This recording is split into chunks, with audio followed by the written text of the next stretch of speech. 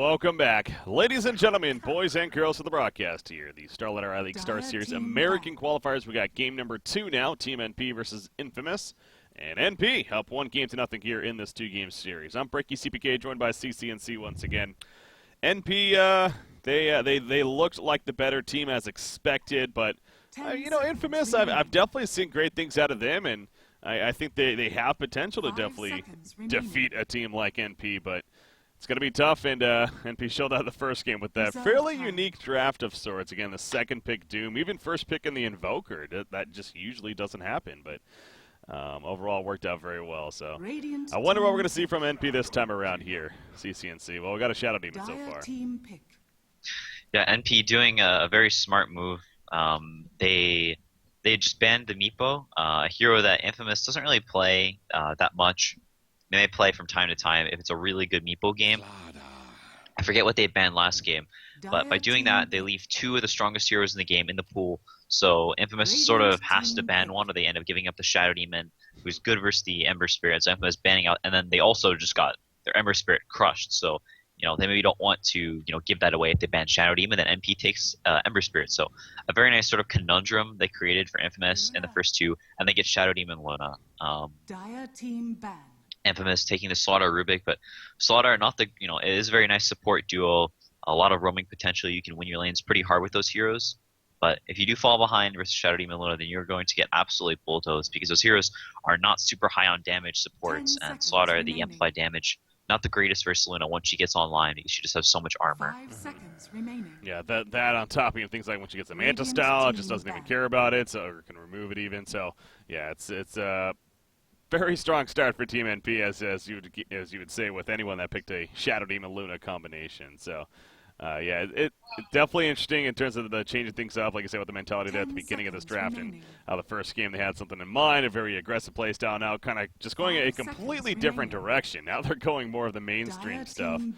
What's considered to be one of the toughest combo of heroes right now, at least on the scene. So we'll see how Infamous is going to respond to it. They ban out Mirana so far, and then Silencer taken away from NP, but Infamous. So you know that you're going up against Shadow Demon Luna, so what are some answers? I mean, is it, like AoE clear, something like a Timber Saw, or what's an answer here? A lot of times you want Darkseer is probably the best offline versus because it gives you some extremely strong team fight. You can make an illusion of your own against the Luna, even if they have the Shadow Demon, who's the better Luna counter, but NP has both, so the Darkseer, you can create the Luna illusion that kind of owns her. And you can run it pretty easily with the Ion Shell early on, but NP banning that out. So one of the best answers to it is banned out. You really want to try and shut down this Luna early on, but with Infamous already picking up their 2 supports, NP can pick another support to shore up their lane if they think Infamous has the potential to go aggro. 10 seconds remaining. So really, I think you just want to do as well as you can in the other 2 lanes. Get an early lead, and maybe try and snowball onto the Luna, take good fights. These supports are pretty good at roaming, so maybe set up some kills all over the place with these heroes. And Clockwork, another pretty good hero versus Luna, as until she gets to the Hurricane Pike, or has a Shadow Demon behind her, really has no way to deal with this Clockwork because he goes Blade Mail first as well, so not really a hero you could just pop Eclipse and fight. Yeah. And I think Battery Assault beats your Eclipse animation as well, so you could sit there and pump fake it all you want, but not going to be able to really cast any of your spells. So Clockwork, a pretty good hero there, but NP with this Leshrac, I like it a lot because it gives them, sort of a response here. It gives, Infamous with these very strong roam heroes, and now NP with just as strong of a roam duo. So I like this pick a lot. It lets them, gives them an insane amount of kill potential on this Clockwork. It's also quite strong in lane if Infamous does choose to go aggro because they have 3 ranged heroes. The Shadow Demon, Leshrac, stun, set up on it. Any of the heroes besides the Juggernaut is really, really strong, and they can sort of right-click them down with the Lunar Blessing aura. Yeah, that's one of the first things I look for with the Leshrac pick is, do they have that setup? And obviously Shadow Demon, he is a prime hero at setting up or something like that splitter. So they got that, a great tower pusher. We've been seeing it here and there in the American scene especially, obviously Complexity most noticeably, but even DC's been running him. Yesterday once the Onyx even ran him. So yeah, definitely being more and more popular, at least in this region, amongst teams. So Team NP likes him here. And then, the very quick Juggernaut response from Infamous, so they clearly had their mindset on that pick. But now NP thinking about their 4th pick now. needing still their mid as well as their own offlaner, most likely. Now, Leshrac, we have seen mid Leshrac before. In fact, we on DC did run that recently. So, not to put that out of the question, but I would expect it to be probably more of the support, right? Yeah, I also don't think he has played it really in pubs at all. Maybe like 1 or 2 times, but hasn't really spammed it like you'll typically see him do whenever they plan on picking a hero in their officials. So I don't think it'll be a Corliss track this game. Also, he's just very very squishy. He has the Shadow Demon to defend him, but versus Slaughter versus Rubik and a Clockwork, all heroes that are, or especially the Slaughter and the Rubik, heroes that are very good at just getting on top of the Leshrac and blowing him up. I don't know if you want to core Leshrac. Might be a little too squishy and too easy to gank with this Slaughter Rubik roaming combo on the field. Beastmaster. Okay, the off-lane option picked up there, but it's been a lockdown and decent roam. And also good to kind of counter a roam strategy, as you're kind of getting at by Infamous here, with that Hawk, of course. So get some good vision, sees incoming gank. So you think that might be a reason why they maybe picked the Beastmaster? 5 seconds remaining. Yeah, for sure, especially in the mid game. As Infamous is looking to get good Clockwork hooks to set up these fights, Slaughter jumping in, bursting one hero really quickly. They always have this Beastmaster Hawk scouting around, so the Shadow Demon can be in position to save whoever gets jumped on, especially if it's the Luna, getting that destruction on her and getting the illusions out in the field. They also sort of want a hero that gets right up into the fray, doesn't care too much about, just is able to just run up and not get killed super quickly. It gives them some initiation of their own, and also the roar going through the spin of the Juggernaut, obviously. So either Beastmaster or Axe would have been decent choices, but the Beastmaster with that vision component makes him just a little bit better of a pickup 10 seconds remaining. overall, I think. And also, a very, very strong laner in his own right. So if they do choose to, roam around more with the Slaughter Rubik, then the Beastmaster can go up to this top lane and just sort of have a 1v1 with this Juggernaut for a little bit of time. Yeah. And once the Beastmaster is 6, they can kill this Juggernaut quite easily with Leshrac. Just alone rotating up there, but especially with the Shadow Demon and the Soul Catcher. Final ban to be had by Team NP right here. You got Quap taken away by Infamous as their final ban. Again, the potential of a mid option for Eternal Envy. A hero that Eternal Envy does play every now and then is Razor, as far as a mid goes. And I'm kind of wondering if that may be something they could be thinking about. You think a Razor could work here? They could go for it. It might be a little too immobile, and a hero that's fallen quite a bit out of favor. Infamous also hasn't shown their mid hero yet, so you can pick a hero that doesn't fare too poorly against the Razor. You typically want to pick Razor whenever you've already seen the hero they're putting in lane, and you can counter it out, just by picking this Razor and then stomping all your lanes super hard and running them over. 5 seconds remaining. The Razor is a hero that can get ganked reasonably easily by the Slaughter Rubik combo, I think. So I feel like it may just be a little bit too immobile. You want something with maybe a little bit more kill potential with this Beastmaster. No, Invoker is still on the board. Yeah, Invoker is still on the board. I think they would have gone for the Clopper, wasn't banned out by Infamous. Okay, yeah, so they do go for that Invoker. If he's probably going to be Exort this game, as they don't have the Ember Spirits, and it still could be cost specs, I guess. We'll have to see what he goes for. He's been picking both in pubs, and I think both are viable right now, which is kind of the spot you want Invoker to be in. You don't want it to be only cost spec or Exort. You can go for our only cost spec. So having a choice, being a game situational, is a nice place for Invoker to be at. Yeah. 5 seconds remaining. So we'll see what he goes for, but yeah, if he goes for that Exort, gives us some more pickup potential across the map, even more push with this Beastmaster aura and the Forge Spirits, and also can be a very strong laner in his own right. A little easy to gank, which is maybe a little worrisome for NP against this Slaughter Rubik running around. So we'll have to see if the Shadow Demon's in position to turn these ganks around, or just EE sniffs them out and gets out of harm's way. Final pick, Shadow Fiend, maybe a hero that comes to mind as a possible mid option. Still one of the more popular ones, at least, but still got about a minute remaining right here, so gonna have plenty of time to think about it, again, knowing that they have that Invoker matchup now. Maybe kind of a hero that fits that theme of the roam would make sense. An aggressive ganker. Not too sure, but thinking about options here. As far as NP, they're good to go. Again, they're the ones that are up 1-0 and in control of the series right now. By the way, too, I'm not a math major by any means, but I was looking at the standings to kind of clarify some things, and I believe that with that loss right there from Infamous, I think that officially knocks them out, because the best that they could do is a split here, and then they only have one more series. So yeah, they officially are no longer eligible for the first place. Granted, it was going to be tough to even get it in the first place, with the teams like DC and Complexity and NP here. So, but still, reason to play for pride. Big thing too. Weaver, the final pick. Okay, is that a surprise maybe, or makes sense to you? They're gonna run the Juggernaut mid. It's a hero that doesn't care too much about getting ganked by the Shadow Demon Lesh, so it's kind of nice there. But Juggernaut's just as a hero, this game is probably gonna have some issues. If he does go for the Exort in lane on the Invoker, is gonna have a pretty good time versus this Jug. Not early on, it's fine for the Juggernaut. As it goes later and later, gets more points in the Exort, could get rough for him.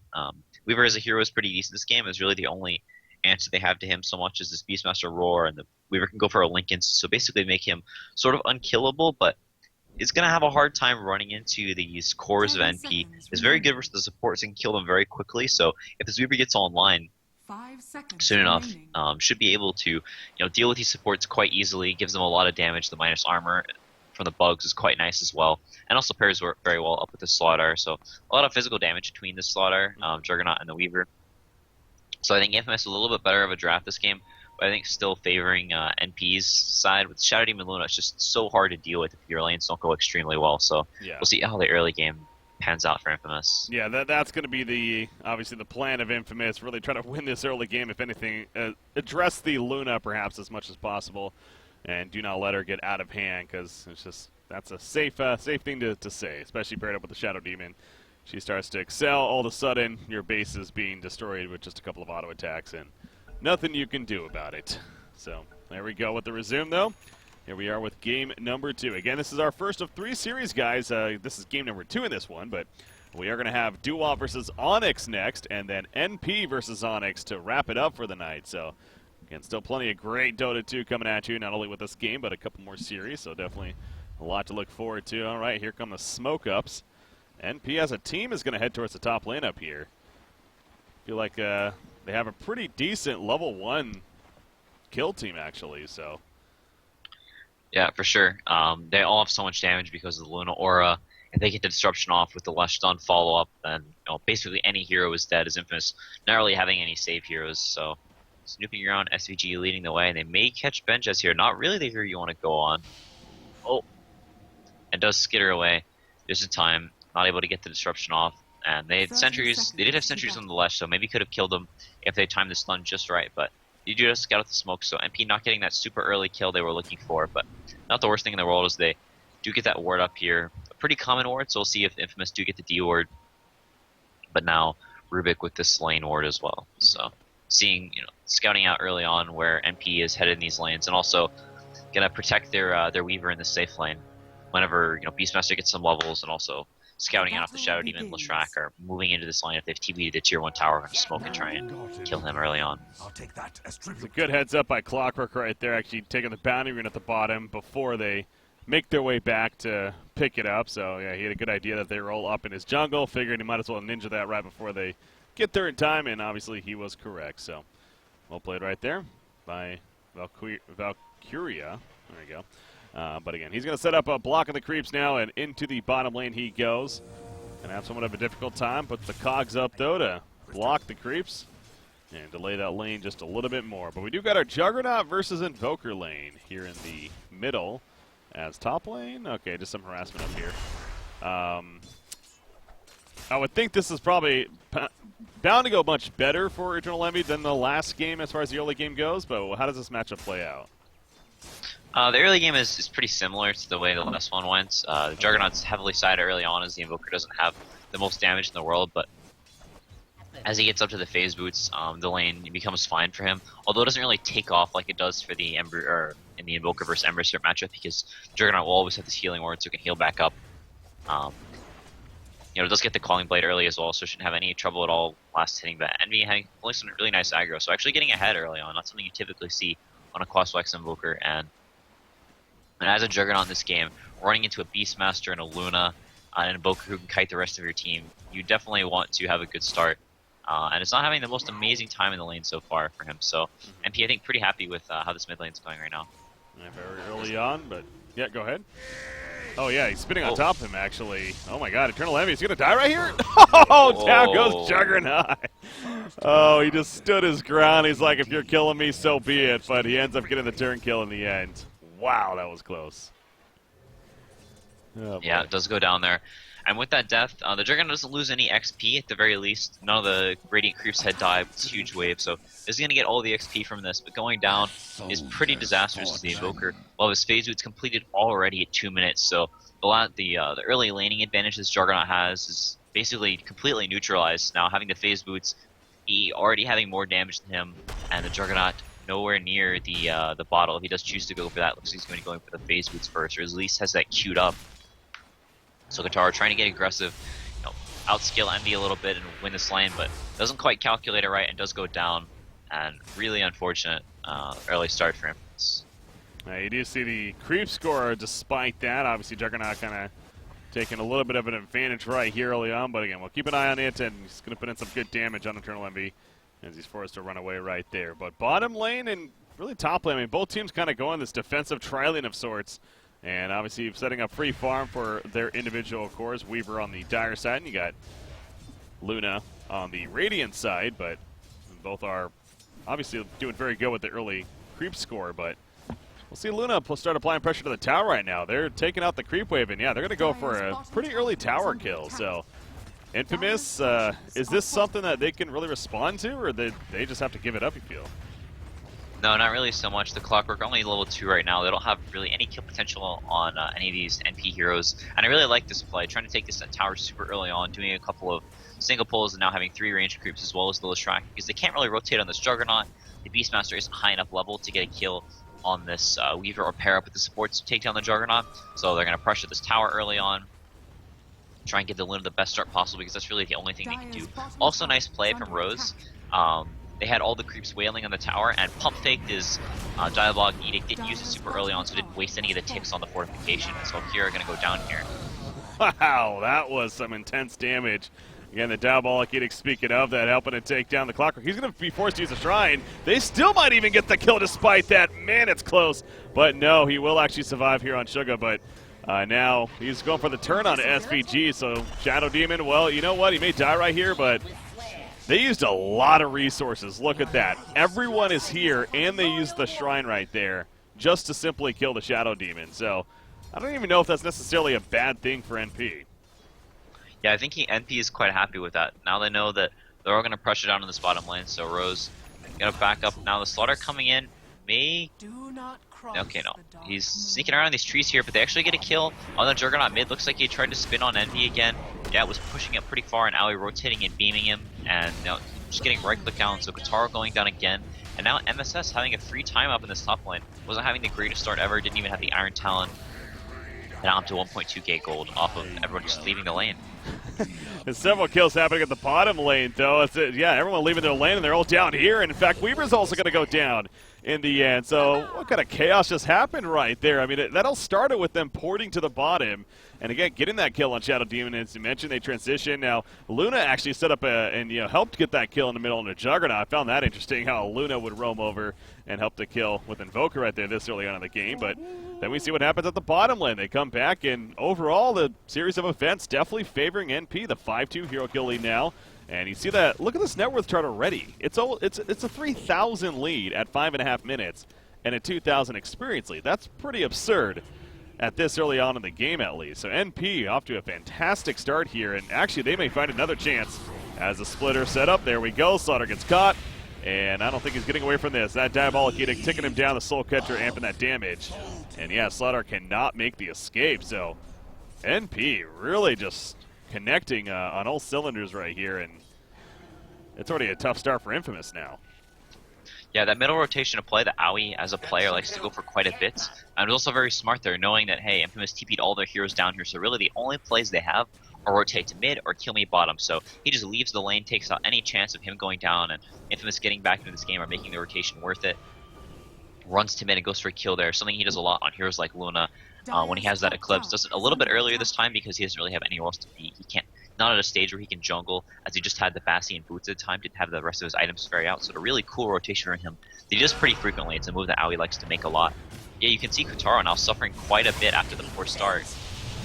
I saw the top lane right there. They do catch the kill onto Weaver. He buys back immediately, though. Comes back into the fight. You see Slaughter goes down, though, and they also lose Rubik. So a rage buyback of sorts trying to kill Rose. He will get the kill, but it comes at a cost. In comes Luna with the Eclipse. That was not good for Infamous.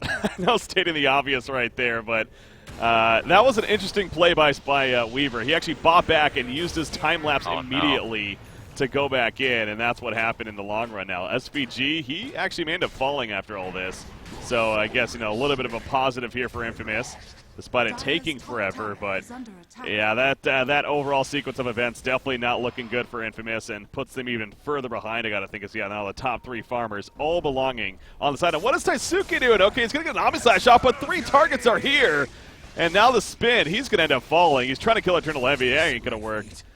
It feels like Infamous is a little bit on tilt almost. Yeah, after they TP'd 3 or 4 heroes back up at this top lane again. Benja is really not the start you want to have on the Weaver this game. The supports are having such good games; they're going to probably be able to get up to Ghost Scepters at reasonable timings. Looks like Rose is going to be going for the 4 staff first. And their cores are so strong that they're able to just stand next to their cores, not able to get picked off in these fights, as Rose just barely goes down to a bug in the last fight. But not the biggest of deals, they get the die back from Weaver only 6 or 7 minutes into the game. So a really good start for MP with the Shadow Demon Luna, not really what you want to see as Infamous. Yeah, that just goes without saying. That's the one thing we really talked about. It's bottom lane, actually. SVG made a fallen right here. Yes, he is the answer. Time-lapse used by Weaver to make sure to buy the distance in terms of not getting turned on, so what a good kill from him. But yeah, Shadow Demon Luna, if they get the start like they're having here, then that win percentage for that combo of heroes must start going through the roof. I obviously don't have exact numbers, but something would tell me it's pretty damn good, especially with a start like this, that early tower kill. And now Luna here specifically, 3-0-2, is the top net worth at 3,800. She already has a Helmet of Dominator. She actually has her creep at the top lane. She's been using it up here, I've been seeing, with the Hellbear Smash here, and kind of assisting with pushing in the lane a bit with Eternal Envy, who's actually been farming at that top. So NP kind of transitioning lanes a little bit here as the game has progressed on. But MSS, he just bought something. What is on the courier? It's just Necro 1. Okay, yep, there you go. Necro 1 already purchased. That's more good news for NP. That's just the standard, it feels like. And hell, 4 staff actually finished on Leshrac too. Jeez. Finished? Yeah. What? I'm pretty sure that, yeah, he has the Oh my goodness. Wow. They have so much gold on NP, and now with the Midas up on EE as well, looks like he's going to be going for the drums again, so maybe it's just a build that he thinks is good, not really a situational thing so much. So a little bit interesting. EE kind of known for going slightly unorthodox builds, goes for the Bassi first and a lot of mid heroes, when almost every other mid player will go for either the Null or the Wraith Band. So does some unorthodox things that he thinks are strong. Back in the Secret days, did that thing where he would go grab the Bounty Rune and then buy a TP with the gold, and then TP back, or would buy a TP and then get like a branch or whatever with the Bounty Rune gold. So it would TP back and block, so his supports would be freed up. Definitely has done some interesting things. Aoi, a really nice stomp from the Centaur, going to keep him alive there, keeping the Slaughter right out of range. May still go down though. Yeah, no support's really TPing in. Now, they are rotating over, though. They try to get here in time. Now, they don't save him, but they might get some turn kills. There's the one that roar onto Rubik in the background, and Rubik most likely going to fall as a result, as he does. A wild action's being thrown out. Weaver, he does have those wand charges, so he will be able to use the time lapse if necessary. And actually, Eternal Envy going to be spun on now. The EMP comes out, but Eternal Envy goes down on the Invoker. So Infamous actually getting a couple of key kills right here. They also take out the Centaur. The Omnislash in the background cannot finish off MSS, though, and now Slaughter actually trying to chase to finish the job that he started. Juggernaut goes down to Shadow Demon, by the way, but Slaughter does take out the Beastmaster finally, and now he's going to sprint away. So, or maybe not. Oh, wait, what just happened? What? He didn't actually cancel the TP. He actually faked right there, but they ended up using Shikuchi to go away. That was an awkward play right there. It felt like, unless I missed something, but I think he's going to be just far enough. Oh, maybe not. Nope, the Purge comes out. Yeah, now he's dead. And Weaver goes down. Yeah, I didn't see what happened. I was looking across the map. Looks like Rose actually took down this top tower, and Alpha going to get a solo kill here. Wow. So nice sort of pick me up here for him. But yeah, Rose, all the meanwhile, was farming up top. Has 1,200 gold on top of his 4 staff now, and did take that top tower. So all the tier 1's down for Infamous. And continuing to just be a very good start for NP as E moves up in this top lane. Maybe going to be looking for a kill on Valkyria. MSS moving up here as well, but scouted out by the Rubik. So Infamous may look to turn this around as only 2 of NP's heroes are here. Dire's bottom tower Yeah, the is Necro under level attack. 2, he does have a Prime Aurora, but as you've been saying, you'd figure that Infamous is going to get the jump with the position. Oh, okay, I thought he was attacking him for a second, but no, that was the Centaur right there, actually. So, yeah, they do not have vision, and Rubik will be fine as he falls back bottom lane. Just getting some pressure on that secondary tower. But yeah, as you were saying earlier, though, Leshrac, obviously, that's one of the massive benefits of picking him up, especially in the support role, the fact that he can just siege towers on his own like that. So, yeah, even though he died in the end, I still think overall pretty satisfied with the outcome as middle lane. That's the orange. That would be Shadow Demon. Oh He's gonna boy. put under the Eclipso being used. Not the best communication, but you know what? It doesn't really matter. They easily get the kill on a Rubik anyways. And now they're just going to continue to push here in the middle lane. As look at that speed on Luna, man, with the haste. Just chasing down. The Purge comes out. Taisuk is going to manage to actually spin away and survive. Not much life to fight, though. And while this is all happening, MSS is just split push in the top lane. So NP just working across all different lanes, and they're pushing secondary towers all over the place. Radiant's bottom tower is under Yeah, attack. and with the early start they have, NP are extremely good playing with an early lead. That's how they frame almost all of their games, is having really strong lanes, getting ahead early, and then playing with that advantage. They're very experienced at it, and they have so many heroes that are just fine pushing out these lanes alone. Infamous not having the most kill potential, solo with any other heroes. Weaver can really only pressure the supports, and not even really the Leshrac anymore. Now has the Force Staff as well as the Arcane, so he can get out of dodge before he goes down. That Isoker creep picked up by Aoi, so armoring up both of his supports, keeping them tanky. They can push out the lanes with the Shadow Demon Illusions, with the Beastmaster Boars and Necrobook, and him threatening kills all over the map, actually being the most farmed hero in the game right now. So all of NP's cores extremely farmed. Oh, and actually blocking the hook with the Hawk, so a little bit lucky there, but does save his life. Now planned, totally planned. Yeah, no. Calculated, yeah. Maybe a little bit lucky, but hey, it worked, and yeah, that just adds insult to injury for Infamous. I feel like, especially while that's happening, missing that hook shot right there, more so just hitting the Hawk. The secondary tower bottom goes down. This is all outer towers destroyed. We're just hitting 14 minutes into this game, and again, you look at NP's lineup. I guess they definitely have good sieging potential as far as taking out towers, but I don't know if anyone would have expected 6 towers to be killed at 14 minutes into the game for NP, and definitely not Infamous. But that's the case, and that's what they're really trying to recover from at this point. I want to kind of focus real quickly on Juggernaut as, well, actually Beastmaster, he might be in an interesting spot. TPs, they need to be coming in. Promo War goes out. Catches Rubik, gets a solo kill. Easy for him with that Necro level 3 now. Slaughter going for the turn, but MSS is fairly tanky again with the build that he already has. Super Benja is going to make his way out with the Shikuchi, unless Luna can chase. Yes, she can. Out comes the beam. But will they have enough? Chase that tornado. Well, it's not going to hit, but he's out of mana. You're right. And look at that. He just stands there. He's accepted his fate. That's when you know they're just not really feeling good. But real quick, I want to talk about Juggernaut. I mean, he went a Yasha here, which is obviously a good item on him, but passing up the helm with a Dominator, when there's so much team fighting going on, the idea that you can also take over the other team's helm with a Dominated creep with your own use, I mean, do you feel like that's a mistake not to get it? Whenever you're this far behind on a Juggernaut in a game like this where you can't really fight NP's cores unless you're ahead, I don't think it matters too much what he goes for. His hero is just not really going to have the impact that you want him to have whenever you have such a terrible start like he did, giving up several kills, trying to make big plays happen, but it not paying off. In fact, paying off for the other direction, giving NP a very good start. So I don't think it matters too much if he has an HOD or a Yasha or a Manta and a Maelstrom. It's just extremely hard for Infamous to fight into NP right now. Well, they easily push in the top tower, of course, and the base that is. And now they're just going to take over the jungle. Wait, what was that about? Out of Rubik. I think he died to Illusion somewhere. Oh, yeah, well, way over there in the base. Okay, so he's dead. And Slaughter, he jumped in, but really going to cost his life most likely. Yeah, but he goes down. You've got the spin from Taisuke. Meanwhile, the Eclipse bouncing around from Luna.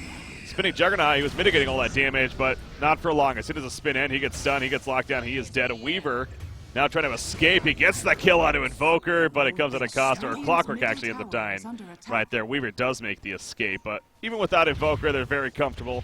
Still going into the base, obviously, with 3 dead. Juggernaut, no buyback. He's not up for another 20 seconds really or so. And they're going to get both of these racks right here, most likely. And we are, again, only 16.5 minutes. Yeah, there you go. The Glaive just bouncing around with the Shadow Demon created illusions. The Yasha onto Luna. and the Manta style just around the corner now. So Infamous, it's just another case of really what can they do? They're just so far behind. They just need to get picked some way, somehow, climb back into this game. But a lot easier said than done, unfortunately.